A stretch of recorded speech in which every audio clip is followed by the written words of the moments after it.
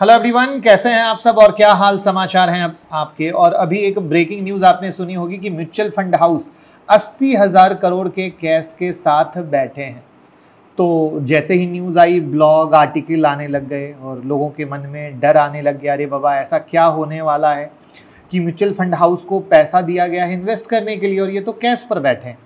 इसको बोलते हैं हेडलाइन।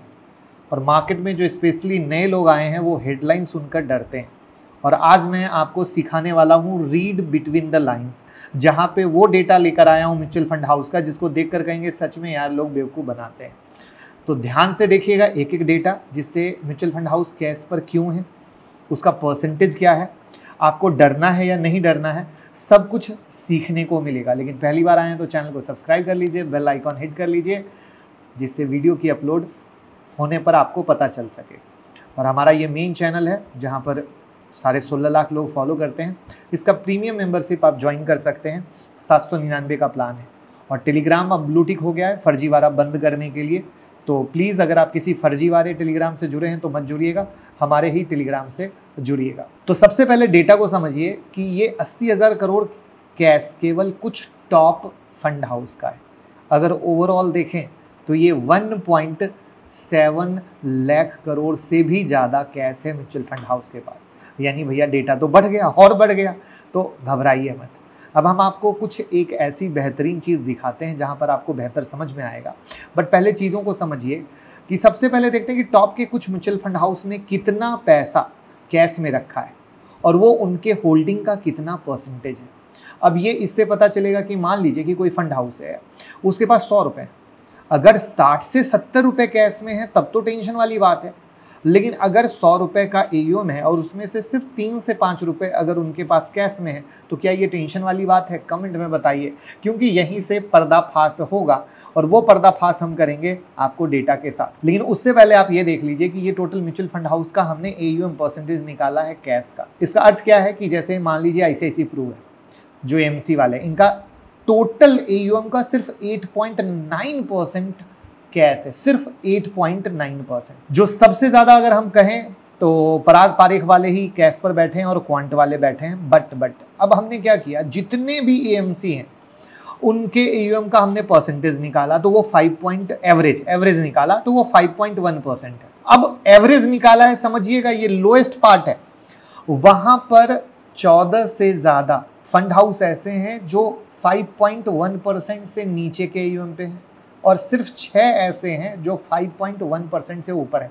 तो सबसे पहले 100 रुपये वाली बात जो सिखाई और बताई, उससे आपको यहाँ पर ये क्लियर हो गया होगा कि भैया टेंशन नहीं लेना है, लोड नहीं लेना है, ये फालतू में लोड दिया जा रहा है। बराबर है ना?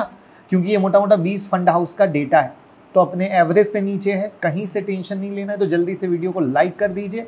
लेकिन यहीं पर अगर हम बात करें एक और डेटा की, तो अप्रैल 2023 और जुलाई 2024, यहाँ पर अप्रैल 2023 में जो ये कैश परसेंटेज हिस्ट्री थी वो 5.6% थी और अभी कितनी है?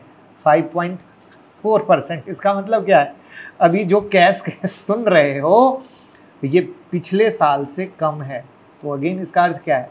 मैंने बोला था ना वीडियो के शुरू में, जो मार्केट में नए लोग आते हैं वो सबसे ज़्यादा डरते हैं, उनको समझ नहीं आता है क्या होने वाला है, क्यों होने वाला है, और वो ऐसी आधी अधूरी न्यूज़ में आकर डर जाते हैं। तो डरना मना है, बल्कि एक सही तरीके से इन्वेस्टमेंट का प्लान करना है, सही तरीके से एलोकेशन करना है, ठीक है। और उन्होंने कैश एलोकेशन क्यों बढ़ाया? बहुत मामूली सा है कि मार्केट अगर गिरता है तो हम वहाँ पर इन्वेस्ट कर सकेंगे। सिंपल कहानी है, उसके अलावा कोई कहानी नहीं है, ठीक है।